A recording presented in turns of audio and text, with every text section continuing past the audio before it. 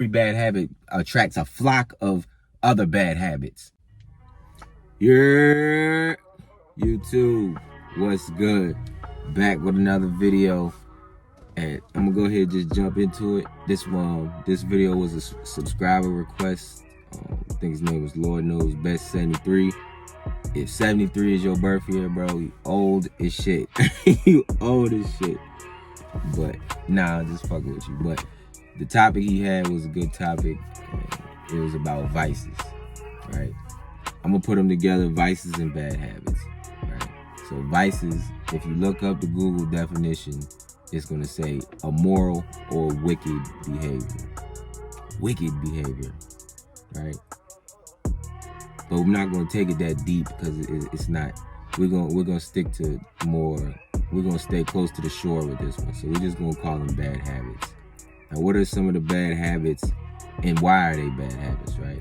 Some of your bad habits might be what? Smoking, drinking, too much sex, too much eating, lying, things like that. Why? Why are these bad habits? Because they take your eye off the ball. Too much overindulgence in these things will take your eye off the ball. Too much overindulgence in eating. A poor diet. A poor diet doesn't lead to a clear mind and a functioning body. A poor diet will have a lot of internal issues. Majority of your issues that happen with your health is because of poor gut health. Many people with headaches and chronic headaches got a poor gut digestive tract, got a poor sewer system, right? And then when you stuff yourself till you full, what happens? You get lazy, you get tired, you're not working, you're not utilizing your mind to its fullest capacity, right? And outwitting the devil, he classifies sin as anything that takes a man's will to use his mind clearly. So when you full, you lazy, and you sitting there stuffing your face, gluttony, shit like that, not using your mind completely clear. Sex expression. These are some of your more natural appetites. Food and sex expression, these are some of your more natural appetites. Meaning that you have to have these things. Like, these things have to happen. If not, then they'll express themselves in lower forms. Less desirable forms, right? But sex expression. There's nothing wrong with the emotion and the expression of sex. It's all natural to us. It's a natural expression. But the overindulgence in it, the lustful sex, like the shit that you want, but not in a healthy manner, not in a disciplined manner, because just squirting out all your life energy depletes you. It takes away your vitality, it takes away your drive, it takes away your edge, it takes away your magnetism. It takes away that sparkle in your eye. It takes away that wolf mentality. When you just wasting your life energy recklessly, right? Now, there's nothing wrong with doing it in the manner of which it is, but the most powerful energy that you're gonna use is that sex energy, because that's what you're gonna transmute into the drive, into the force so that you can complete things and create things in this world. It's a life energy, right? It makes people. So that same energy can be transmuted into create things, create buildings, create the world that we live in, right? You follow me? But overindulgence, anything in excess, will become a liability at some point, right?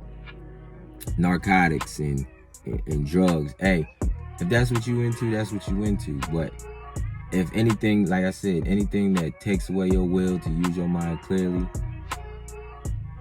is a sin as far as with outwitting the devil, right? And a lot of these things, they don't have to be permanent, but it's all gonna come down to how strong is your willpower and how strong is your self-discipline. What is your goals and what are you driving for? Because if you don't have no aim and no end goal, you're always gonna fall victim to your vices.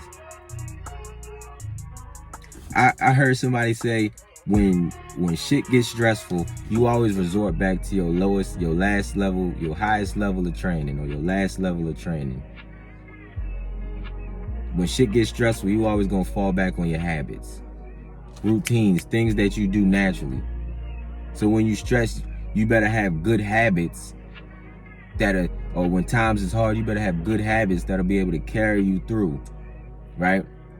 And habits, let's understand this, habits, you never get rid of habits. We are creatures of habits. You're never gonna get rid of habits, but you can replace them and change them out with better habits that serve you and your lifestyle and where you want to hit, right? Me, for example, I had a habit. I still do, but not in as frequency as I used to. I smoke Black and Milds, right? But I switch it off since I have the fixation of smoking. I move it to doing cigars at a lounge now. Why? Because that maybe health-wise, it might not be the best vice or the best habit to have, but as far as networking and meeting with people, it's a pastime. It's like a culture where you sitting there smoking cigars and talking to people. That's the same thing as being on a golf course with being on a yacht with some people, right? So I didn't change it to a better habit, but I changed it into a positive from the negative that was already was. Because nobody wants to be, you're not going to be in a cigar lounge smoking a Black and Mild. That's not how it works. You're going to go get a cigar and a whiskey or whatever, and then you'll chop it up and talk business with everybody who's in there, right? So that's how I kind of transformed that habit. Now, some bad habits that I turn into good habits, staying up late, I transformed that into getting up early. Y'all see, I told y'all I get up early, get up at 3:30. That's why I'm tired of shit right now. Get up at 3 whenever my nephew got football practice in the evening. Get up at 3, get to the gym at 4, work out, go to work, go to practice with him. Then we come home. Tired of shit. Do it all the time, right? And just the habit of working out. The habit of working out. Just getting up and doing something. Working out is a stress on your bodies, but doing something stressful, doing something that's hard every day, that's another habit. Just getting into the habit of doing something hard every day, doing something stressful every day. Why? Because it's going to build a callus on your mind. It's going to make you better. It's going to make you better. It's going to make you tougher. It's going to make you stronger. Right? What else? Some people like to do cold showers and things like that. Listen, whatever it takes for you to transform one of your bad habit or your vice into a positive, do that or find it.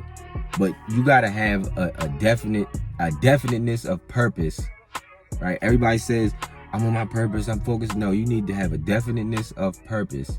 Because once you have that, you'll start aligning habits and things like that will lead you to your goal. When you trapped and weak to your vices and they control you, your aim is gonna be off. Like I said, you're not thinking clearly, so you're not definitely aimed for your target.